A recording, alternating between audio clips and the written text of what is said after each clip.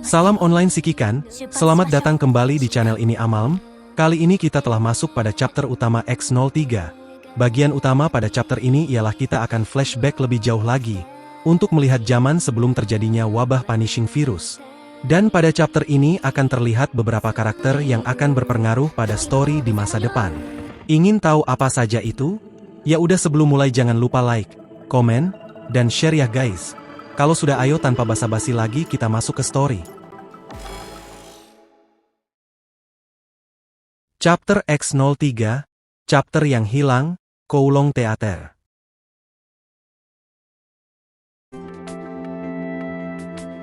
Ada yang sedang melakukan penyeludupan barang, sebuah barang yang cukup kompleks hingga ia menghindari penyeludupan dari pengawasan Grey Raven. Dan memberitahu cara pakai alat tersebut kepada si pembeli, yang membutuhkan ruang agar dia bisa berbaring saat memakainya.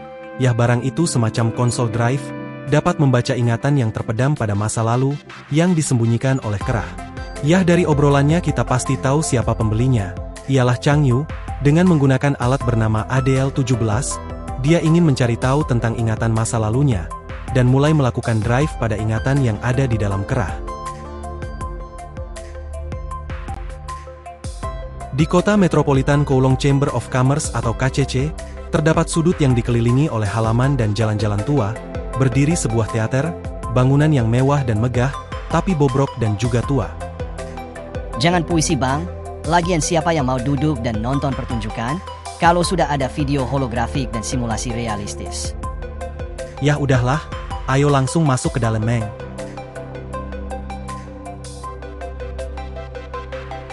Direktur yang sudah tua duduk di kursi goyang depan gerbang teater, dengan rasa putus asa yang menyelimuti hatinya. Dia telah memerintahkan Laoyu untuk memindahkan kursi goyang itu, dan Laoyu adalah satu-satunya penjaga yang tersisa di seluruh teater. Singkat cerita dia tetap mempertahankan teater ini bersama seseorang bernama Yu Sheng. Bagi mereka berdua teater ini adalah yang terpenting. Walau teater sudah lama tidak diminati lagi, namun ia harus mencari hari yang baik dan mengakhirinya dengan baik. Bersandar di kursi goyang sambil menyeruput teh, direktur tak kuasa menahan pikiran yang muncul dalam benaknya. Menikmati kenangan indah masa lalu, namun instingnya masih tajam, dia melemparkan cangkir yang cukup berharga pada sosok yang berusaha menyelinap keluar. Dialah Chang Yu, menangkap cangkir itu sambil ngoceh kepada Pak Tua karena cangkir legend. Pak Direktur bertanya mau kemana dia, tapi Chang Yu bilang bukan urusanmu Pak Tua, yah tolong jangan ditiru guys, mereka begini karena sudah terlalu akrab. Oke. Yah Chang Yu akan pergi untuk suatu yang penting katanya, dan akan kembali sebelum makan malam, lalu dia melompat ke dinding halaman dan melarikan diri, dan Pak Direktur bilang jangan melakukan hal-hal aneh pada Pulau Kru, dan Pak Direktur menyadari, sepertinya setelah minum teh, dia harus minta maaf dari pintu ke pintu. Namun satu lagi masalah muncul di depannya. Orang-orang dari pemasok makanan dan toko kayu datang dan mengetuk pintu samping, lalu berkata untuk jangan menunda lagi dengan uang makan, perbaikan, dan kayu. Dan ada keluhan soal tetangga yang suaminya sudah tua, jadi tidak boleh ada suara keras, jadi mereka menyewa perusahaan VR untuk pesta ulang tahun di Hawaii. Yaitu artinya orderan teater yang di-cancel guys. Lalu Laoyu diam-diam berbalik dan kembali ke teater. Dan Pak Direktur bingung berapa lama lagi mereka bisa bertahan.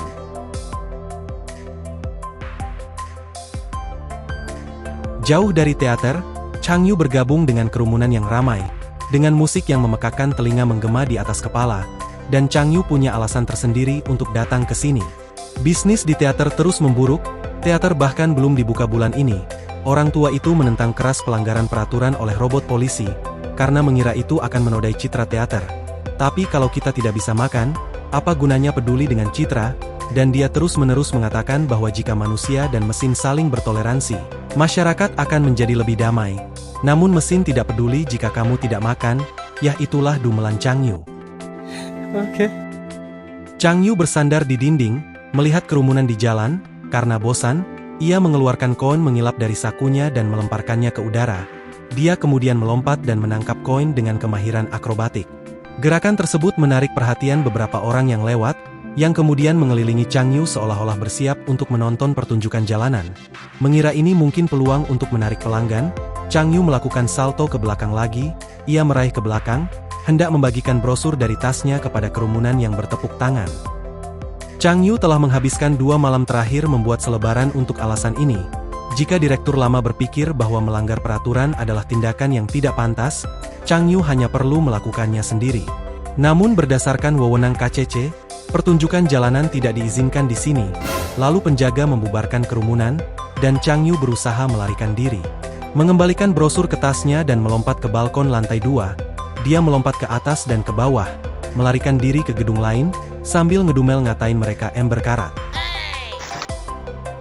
Saat sudah terasa aman, ia mengambil kembali selebaran dari ranselnya. Yah, dengan masyarakat yang lebih damai, siapa yang peduli dengan hidup dan matinya teater lama? Dengan itu Chang Yu mengarahkan pandangannya ke area ramai lain di kejauhan, ia ingin menempelkan brosur. Di dunia seperti ini, selama mereka membeli tiket, pintu teater akan selalu terbuka untuk siapa saja.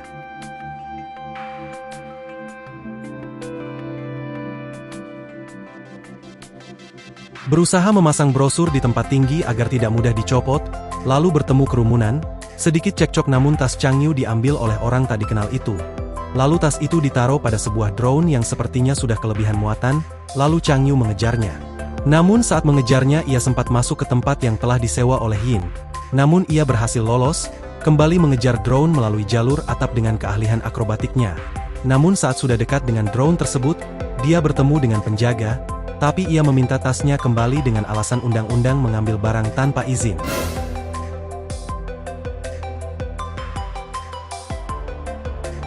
Bertemu dengan penjaga, namun ia sudah dicurigai sebagai perusak fasilitas publik, yah playing victim, padahal dia cuma mau ambil tasnya. Dan penjaga robot itu akhirnya membantu mengembalikan tasnya. Sambil bilang hidup berdampingan secara harmonis dengan masyarakat adalah prinsip tertinggi dari mesin layanan di bawah yurisdiksi KCC, tanpa terkecuali. Namun kasus barusan, pihak yang bersengketa telah memilih untuk tidak mengajukan pengaduan. Dakwaan terhadap Chang Yu telah dibatalkan secara resmi. Menurut klarifikasi pihak terkait, kerugian Chang Yu tampaknya berasal dari keinginan untuk membantu mereka. Bahkan jika ada tuntutan, mereka bersedia menanggung denda untuk Chang Yu, dan ia bebas untuk pergi.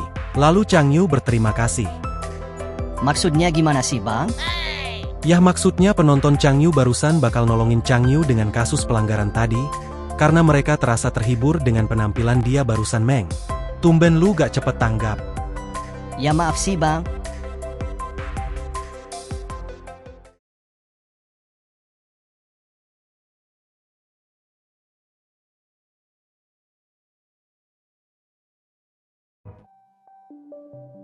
Chang Yu kembali. Sepertinya Pak Direktur tahu apa yang dia lakukan, namun terlepas dari ilegalnya atau tidak dengan yang Chang Yu lakukan, dia selalu melompati atap, lalu Pak Direktur menarik lengan Chang Yu dan memeriksanya, dan akan membawakan suntikan tetanus.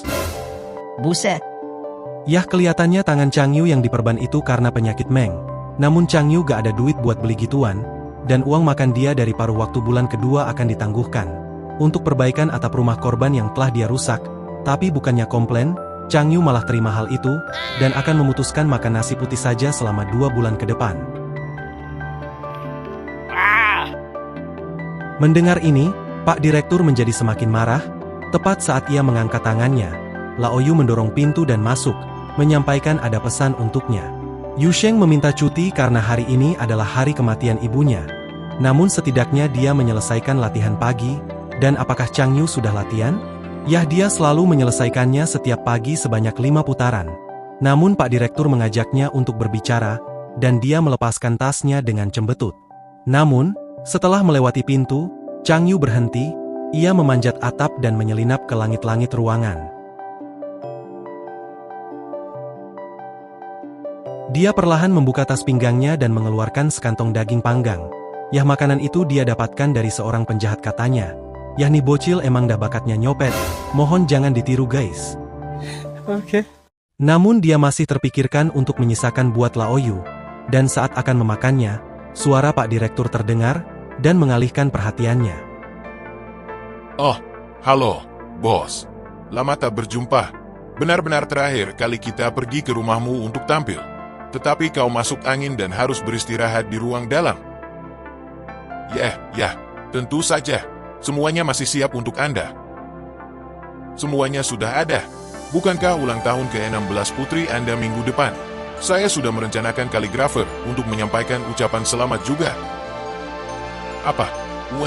Oh, tidak apa-apa, bos. Tidak, itu bukan masalah. Jangan merasa bersalah tentang hal itu. Baiklah. Chang Yu terkejut. Teater bergantung pada pesanan ini untuk bertahan selama sebulan. Jika pesanan ini dibatalkan, itu pasti akan menjadi pukulan terakhir. Saya tahu. Anak Anda menginginkan perjalanan VR ke Mars untuk merayakannya. Tidak apa-apa, bos. Jangan khawatir. Bagi kelompok teater seperti kami, tidak tampil sehari pun tidak akan membuat kami kelaparan. Punggung bungkuk direktur tua saat membalas mengirimkan rasa sesal ke hati Chang Yu. Dengan desahan panjang, direktur akhirnya meletakkan gagang telepon dan kembali duduk di kursinya. Dan Pak Direktur tahu bahwa Chang Yu mendengarnya, dan menyuruhnya untuk turun.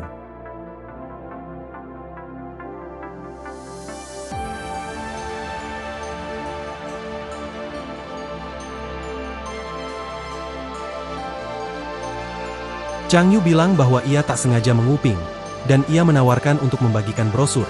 Namun ini bukan sesuatu yang dapat diperbaiki dengan membagikan brosur, dan Pak Direktur bilang, sudah saatnya dia belajar, 1 atau 2 hal tentang teater, dan menyuruh Lao Yu untuk panggil Tuan Bai dan Oi Song di halaman belakang, dan bubarkan para pekerja di ruang kayu bakar. Dan Pak Direktur menjelaskan.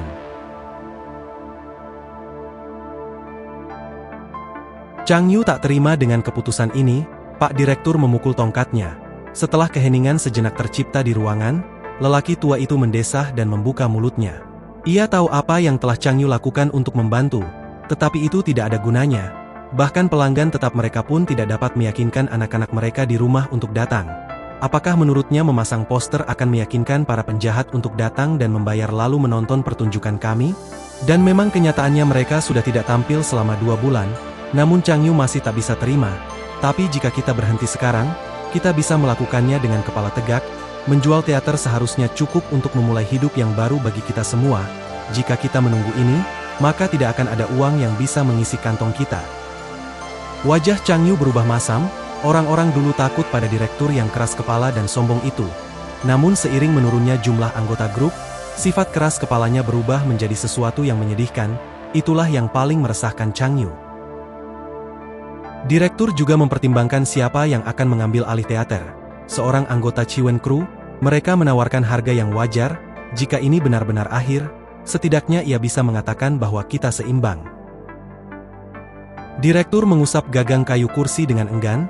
Dalam benaknya, teater adalah makhluk hidup, namun sayang, beberapa hal harus disingkirkan dari penderitaan mereka, dan dialah yang harus mengakhirinya. Direktur berdiri di sana dalam diam. Kelelahan yang tampak telah berubah menjadi pucat seperti usia tua, karena tidak seorang pun tahu bagaimana menghiburnya. Jadi semua orang berdiri di sana dalam keheningan yang mendalam. Pak Direktur menasihati Chang Yu, bahwa dia bisa hidup tanpa teater ini dan bukan anak kecil lagi, jadi mungkin tidak buruk untuk mengakhirinya sekarang. Semua orang terdiam melihat Direktur bersandar lesu di kursinya. Mereka ingin terus menjalani kehidupan yang mereka jalani, tetapi mereka tidak bisa. Mereka semua tahu bahwa tubuhnya yang tua dan lemah telah membayar harga yang sangat mahal untuk mencoba menahan mimpi yang gagal ini. Mereka bahkan mulai berpikir bahwa akan lebih baik untuk membebaskannya dari tanggung jawab ini. Namun Chang Yu masih berusaha memikirkan cara lain untuk bertahan. Lalu ia bergegas keluar ruangan, suara mengikuti langkah kakinya, dan Pak Direktur membiarkan dia pergi, dan meminta dibangunkan jika Yu Sheng sudah datang.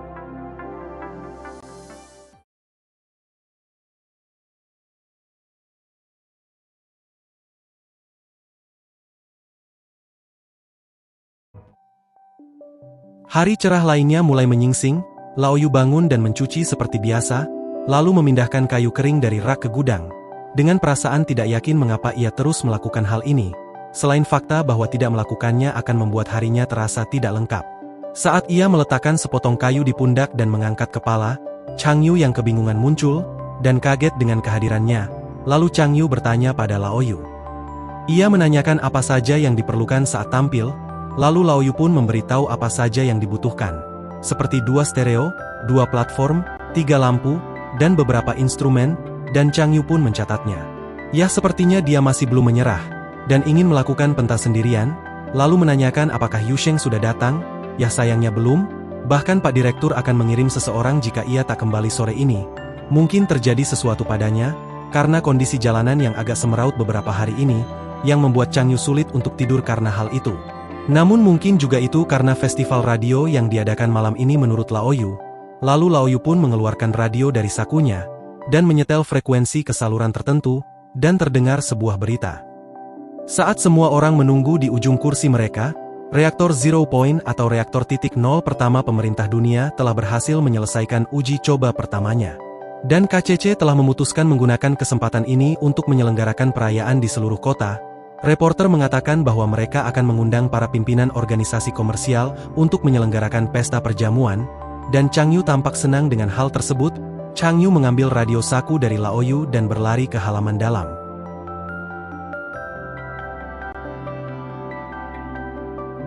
Memberitahu Pak Direktur bahwa ini kesempatan emas. Namun sepertiga dari taipan terbesar di dunia akan hadir di jamuan makan ini. Apa menurutnya ini sesuatu yang bisa kita tangani? Yah, siapa peduli, ini satu-satunya kesempatan kita. Yah, kalau memang begitu ya silakan saja. Namun masalahnya kita sudah tidak memiliki uang untuk menyewa band atau pemain pendukung, tapi Chang Yu bilang akan menggalangkan dananya jika untuk satu pertunjukan. Dengan itu, Chang Yu melempar radio ke meja direktur dan bergegas keluar lagi.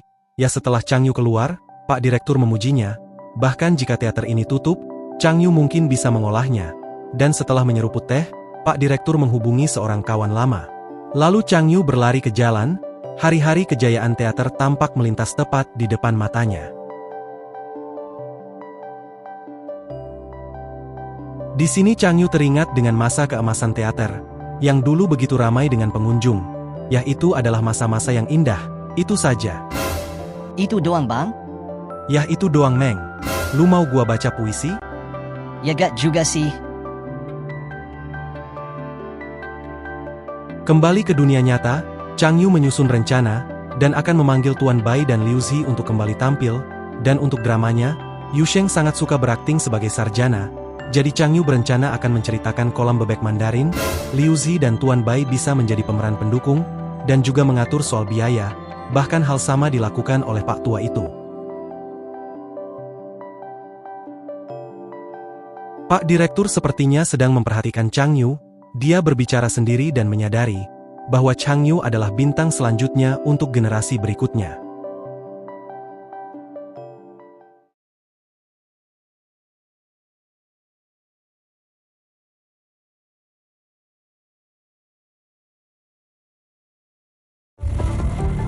Jalan Sujiu Kota Timur Pegadaian Wang, Chang Yu berdiri di depan sebuah gedung dan memilah-milah ingatannya. Melihat bahwa gedung itu masih sama seperti dulu, ia pun memasuki salah satu gedung pegadaian. Seorang pria parubaya duduk di belakang meja kasir, sambil menatap panel di tangan, dan Chang Yu sedang mencari job pada bos Wang, dan akan kerjakan apapun yang bos mau, tapi bos bertanya apakah dia tahu cara kerja mesin? Namun sayangnya tidak, Yah KCC sudah didominasi oleh teknologi. Lalu bos Wang melambaikan tangannya ke pintu, memberi isyarat agar Chang Yu pergi. Namun Chang Yu malah melangkah maju.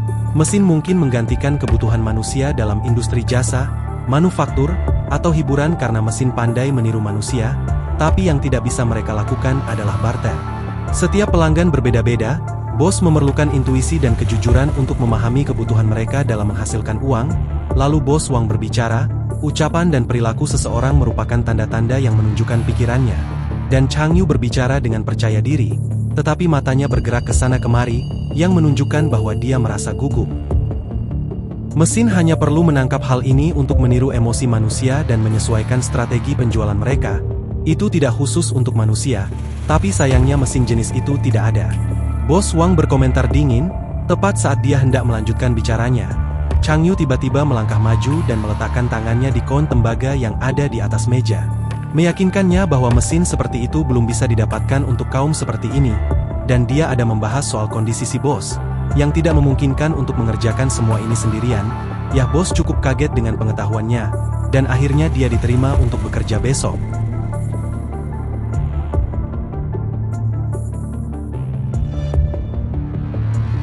Suatu hari saat Chang Yu sudah mulai bekerja, bos Wang ingin menutup lebih awal karena kru Chiwen sudah tidak berbisnis pada pukul 5 sore. Dan itu disebabkan karena laporan berita yang dirilis oleh pemerintah dunia. Beberapa percobaan gagal, dan ada semacam dampak buruk, yaitu adalah reaktor Zero Point, dan itu berdampak pada kerugian bisnis, Ya kalau kalian orang bisnis pasti paham, hal seperti ini jelas akan berdampak pada perekonomian, ya mungkin itu juga sebabnya para customer Changyu yang mukanya pada masam. Dan bos juga mendengar soal perayaan yang ditunda, ya itu juga tak bisa dihindari, karena jika masih ingin merayakan itu hanya akan menjadi sindiran bagi dunia. Ya bagi Changyu setidaknya tidak dibatalkan, dia masih positive thinking soal ini. Yah Pak Bos juga berharap ini bisa kembali normal, dan ia memberi pesan pada Changyu lalu pergi. Setelah Bos Wang pergi, Changyu kembali ke meja kasir, ia menyalakan panel datanya dan mulai membolak-balik kalender. Dan Changyu menganggap itu sebagai hal baik untuk mengumpulkan lebih banyak dana.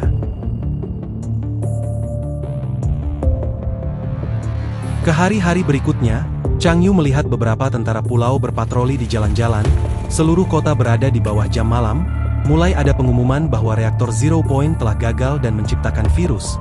Sebuah mesin akan menjadi kacau jika terinfeksi. Dan mulai dari sini semua mesin, Android, dan yang berhubungan dengan itu ditarik untuk dimodifikasi, atau bahkan juga dibuang secara besar-besaran, dan Changyu menyadari toko-toko yang ia lewati mendadak sepi karena semua perangkat mereka ditarik. Lalu bos melempar robot seukuran telapak tangan ke Changyu dari belakang meja kasir. Otak elektroniknya dipukul, beberapa kabel putus juga menyembul keluar dari kesingnya. Yah para prajurit tidak mendaur ulang robot kecil. Dan siapa yang menjamin kalau robot tidak akan terinfeksi, dan meminta Changyu untuk membuang semua mesin dan robot yang ia punya. Namun saat Changyu di tempat sampah, dia melihat tempat sampah yang penuh dengan berbagai macam suku cadang mekanis dan terminal elektronik, pesawat nirawak pengangkut, dan peralatan rumah tangga lainnya.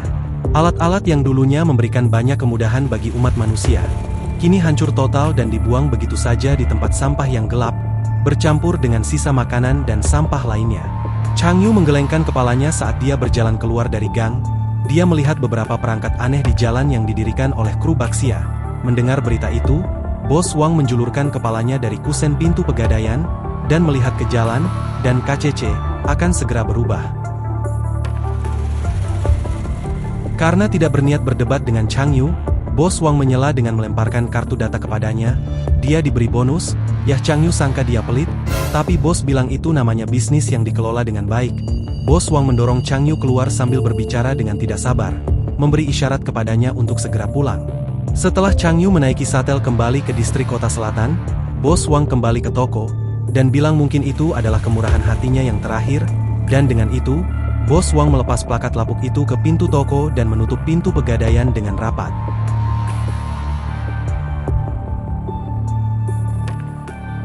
Selanjutnya, pernyataan darurat dari Kowloon Chamber of Commerce. KCC masih memberlakukan jam malam. Harap tetap di rumah sebisa mungkin dan segera laporkan keadaan darurat apapun kepada kru Kowloon terdekat. Mesin-mesin besar di seluruh kota telah didaur ulang. Jangan panik, situasi ini harus ditangani secara rasional. Sekarang, mari kita dengarkan Lord Dan Hao, pejabat kru Bian. Changyu ingin keluar sebentar, padahal broadcast barusan sudah sangat serius. Yah dia ingin memperbaiki properti sedikit lagi, karena masih optimistis untuk perayaan dalam kondisi genting seperti ini. Namun yang ia inginkan hanya teater Kowloon kembali beroperasi. Dan ia segera menyeret perlengkapan panggung keluar dari teater, dan meninggalkan direktur yang cerewet itu. Berikutnya, pernyataan darurat dari pemerintah dunia tentang Punishing Virus. Kita menghadapi bencana yang belum pernah terjadi sebelumnya dalam sejarah manusia. Dewan Sains telah meluncurkan penyelidikan menyeluruh, dan Star of Life secara aktif mencari obatnya. Di seluruh jalan, berita terkini pemerintah dunia tentang Punishing Virus disiarkan secara langsung. KCC yang dulu makmur kini sudah lama hilang. Hanya beberapa pejalan kaki yang menonton siaran di jalan. Siaran bergema di seluruh Kowloon. Changyu dengan cepat berpindah-pindah di antara jalan, dengan alat peraga di tangan, dan dia sampai, tapi tempat bengkel digembok dengan rapat, alias tutup. Hanya di sini tempat yang bisa memperbaiki peralatannya. Namun tak disangka bertemu dengan gangster. Kali ini mereka akan serius menghajar Changyu, karena takkan ada bantuan yang datang kali ini.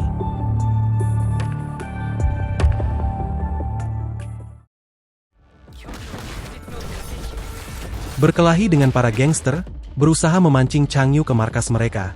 Saat sudah sampai di tempat gangster, Changyu dikeroyok, tapi mereka malah dihajar habis-habisan oleh Changyu.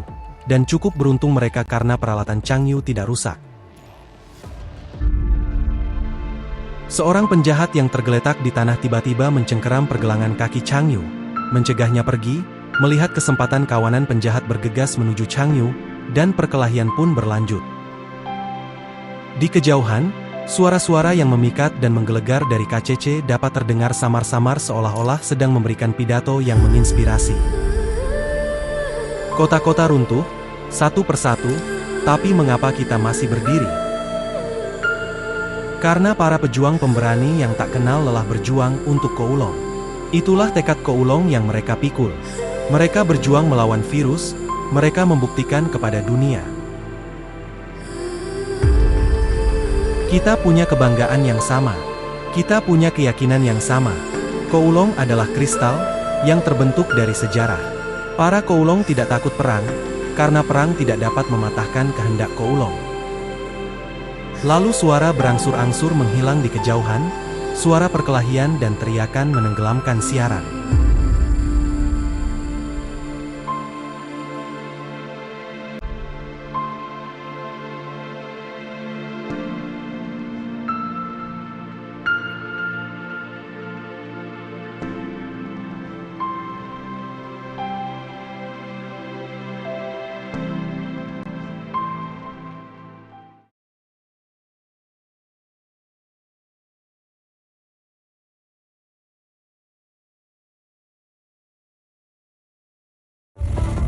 Chang Yu kembali, dan direktur kaget melihat kondisinya yang babak belur. Namun ia masih baik-baik saja, dan Chang Yu melihat Lao Yu yang sedang duduk bersama Yu Sheng, yang sudah lama tak terlihat. Chang Yu menyapanya, dan Yu Sheng memberitahukan kondisi keluarganya, dan juga ingin berpamitan dengan teater. Yaitu dia lakukan karena mendengar kata-kata Lady Ku yang memotivasi untuk bertarung di garis depan. Namun Chang Yu berpendapat untuk menaiki kapal bersama warga lain yang ingin selamat, tapi sayangnya Yu Sheng mengelekkan kepalanya. Setelah mendengarkan seluruh pidato di alun-alun, Yu Sheng memilih untuk percaya pada Lady Ku. Dengan kehendak Kowloon, namun itu keputusan Yu Sheng sendiri, karena Lady Ku memberi pilihan, dan juga kondisi istrinya yang tak cocok dengan kapal. Berpartisipasi dalam tabula Akasha lebih bagus baginya, bahkan direktur berpikir sama dengan Yu Sheng, untuk mempertahankan tanah air, dan kita sudah tahu dengan program tabula Akasha dalam Interlude Pavo. Namun di sini Chang Yu ingin ikut bergabung, tapi direktur memaksanya untuk naik ke kapal bersama Lao Yu. Dan direktur mengungkapkan sesuatu, bahwa ternyata ia telah lama menjual teater. Dan itu sebabnya Yu Sheng dapat membawa istrinya ke dokter. Namun ia tak tega mengungkapkan keadaan sebenarnya pada Chang Yu. Dan sudah jelas Chang Yu sangat marah dengan ungkapan direktur soal perang dan teater. Dia sudah tak mau kehilangan siapapun lagi, karena yang dia inginkan hanya semua kembali normal. Namun alasan direktur melakukan itu karena demi kebaikan Chang Yu. Kalau kata Mimin mah karena dia memandang Chang Yu seperti anak kecil, dan di tengah kemarahan Chang Yu, sebuah ledakan tiba-tiba di luar teater menghentikan percakapan mereka, dan Yu Sheng pun bangkit dari tempat duduknya, lalu keluar dan yang lain mengikutinya ke gerbang.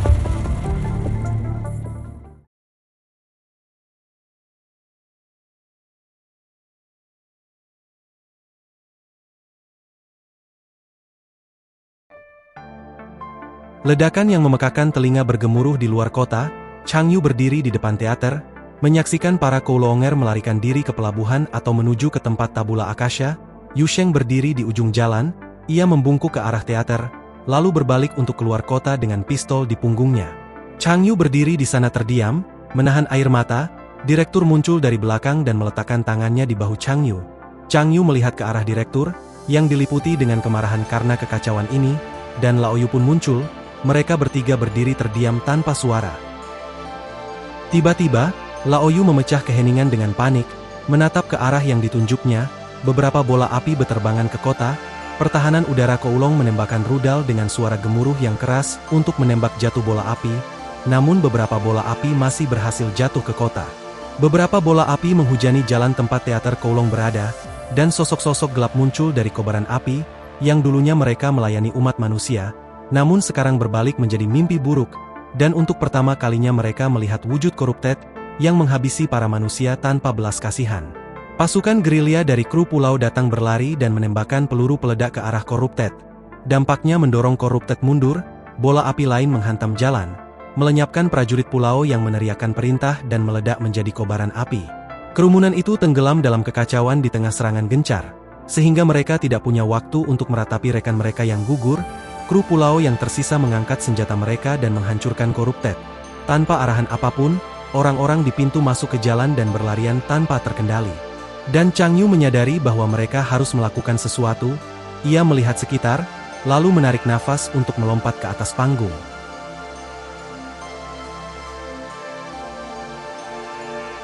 Melihat itu, direktur berbalik dan berjalan menuju panggung. Di bawah tatapan bingung Laoyu, direktur mengambil palu dan memukul drum yang tertutup debu, memukulnya beberapa kali, hingga mengeluarkan suara keras dan terdengar keluar teater.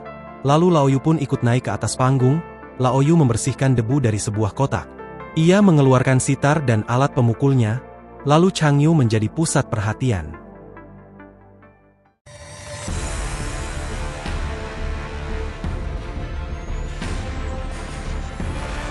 Chang Yu menarik napas dalam-dalam, lalu perlahan menggerakkan kakinya dan mulai bergerak. Pakaiannya bergerak cepat mengikuti setiap gerakan tangan dan kakinya yang berirama. Chang Yu menari mengikuti hentakan drum. Saat drum mereda menjadi gemuruh lembut, ia menyesuaikan gerakannya agar mengalir seperti air, menuangkan kehidupan ke orang-orang di sekitarnya. Saat tempo bertambah cepat, Chang Yu mengayunkan tinjunya dan melompat ke kiri dan kanan seperti gelombang pasang, menghancurkan semua yang ada di depannya. Dengan kemarahan yang benar, lahirlah pahlawan. Matahari mencoba menembus langit yang diselimuti asap di atas Kowloon untuk menaburkan sinar matahari terakhir di atas panggung. Mata anak laki-laki itu bersinar terang dalam pantulan sinar matahari. Suara tembakan meriam dari Corrupted dan Pulau Kru hanyalah setetes jarum dari simfoni yang datang dari teater.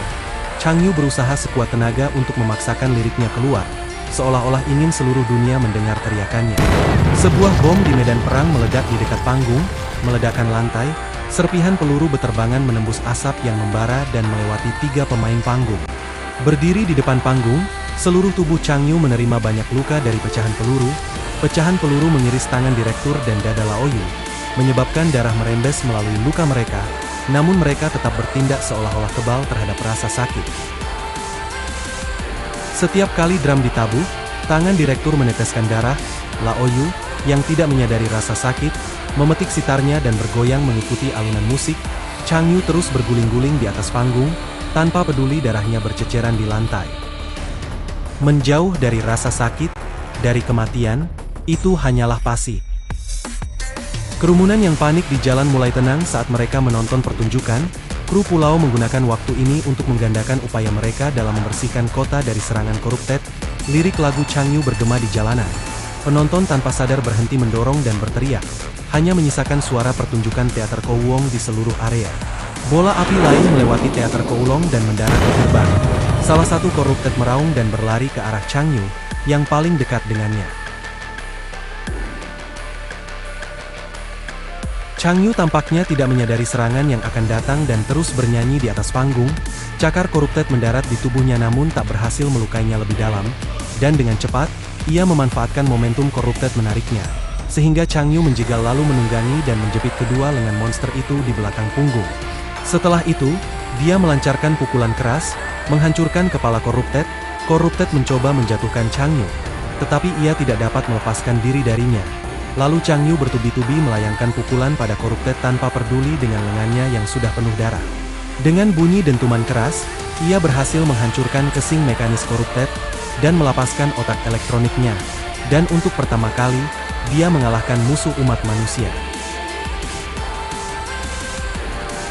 Chang Yu tidak lagi melihat teater Kowloon yang sedang diserang, tetapi malah melihat medan perang yang luas, yang pernah ia baca dalam cerita perang lama. Chang Yu tidak lagi terluka, berbalut baju besi, ia berdiri di puncak medan perang dan membuang kepala musuh yang ia kalahkan, sambil menatap musuh di hadapannya dengan bangga. Mimpinya untuk menjadi pahlawan, yang kemudian menjadi mimpi untuk menyelamatkan dunia, tampaknya menjadi kenyataan di era yang penuh gejolak ini. Namun bagi Chang Yu, ia tidak lagi peduli tentang menyelamatkan dunia, yang terpenting adalah melindungi orang-orang di sekitarnya yang paling ia sayangi. Kalau tidak, mengapa seseorang berjalan di bumi? Chang Yu menatap langit yang suram dan perlahan bertemu dengan ribuan pasukan musuh yang berdiri di hadapannya.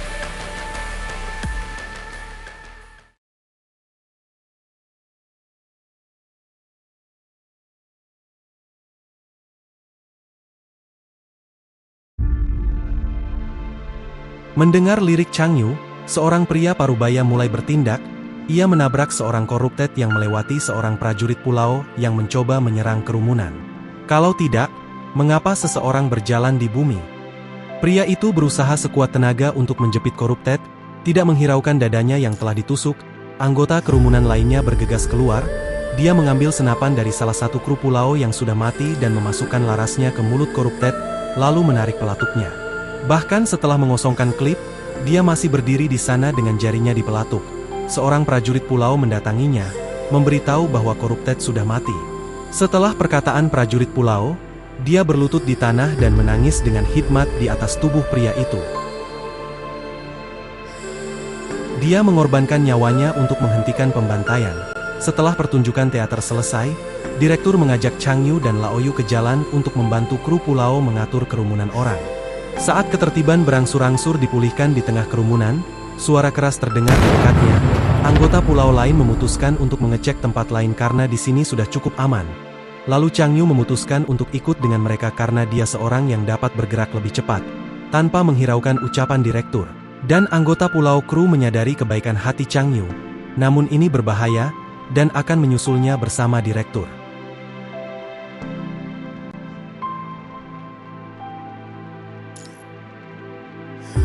Menuju ke arah ledakan, menemukan bekas sayatan pisau yang diduga dari manusia, bulu-bulu buatan berwarna hitam tersebar di sekitar, dan ada beberapa lubang peluru, lalu menemukan mayat koruptet, membuat dia semakin cemas, dan menemukan seseorang tergeletak tak jauh dari koruptet, dan dialah Yu Sheng. Ia terluka cukup parah, dan sepertinya sudah tidak tertolong. Yu Sheng memberi pesan pada Chang Yu untuk menjaga semua orang di teater, dan satu persatu orang yang dia sayangi menghilang karena punishing virus.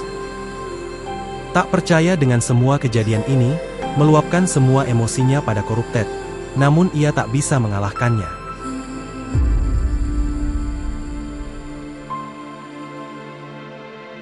Tepat saat Chang Yu ingin diakhiri, pulau kru datang tepat waktu, menembaknya dan mencegah mendekati Chang Yu. Serangan bom berdaya ledak tinggi terus menghancurkan para koruptet. Anggota kru pulau mengambil granat fragmentasi dari bandoliernya dan melemparkannya, lalu berlari untuk melindungi Chang Yu yang terjatuh ke tanah. Granat itu menjatuhkan koruptet dari platform, lalu seolah mengejar, rudal anti-udara menghancurkannya dengan presisi yang sangat tinggi. Bulu-bulu hitam itu terbakar sebelum sempat menyentuh tanah. Lao Yu dan direktur memanjat ke atas panggung tinggi dan membantu prajurit pulau dan Chang Yu. Dan ia selamat, Pak Direktur berterima kasih, dan pulau kru lanjut melindungi area lain, dan sampai jumpa kembali setelah perang.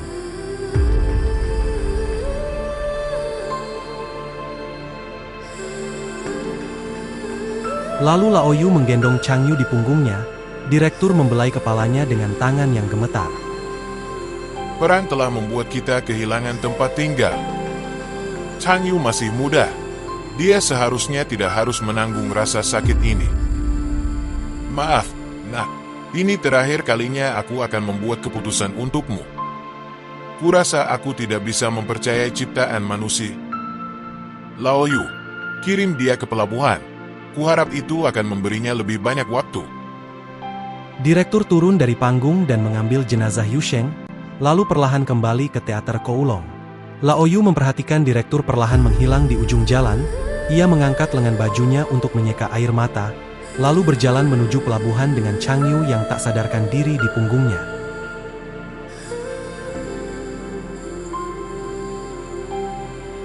Asap dari perang menyelimuti kota yang dulu makmur, memisahkan penduduk Kowloon dari masa depan dan masa lalu mereka.